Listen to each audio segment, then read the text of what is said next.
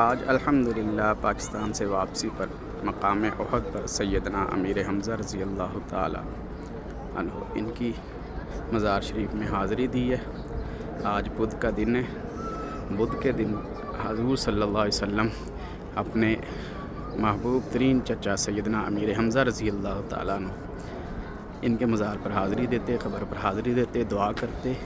یہ دعا کی قبولیت کی جگہ ہے۔ یہ سامنے جبل احد جنت کا پہاڑ ہے۔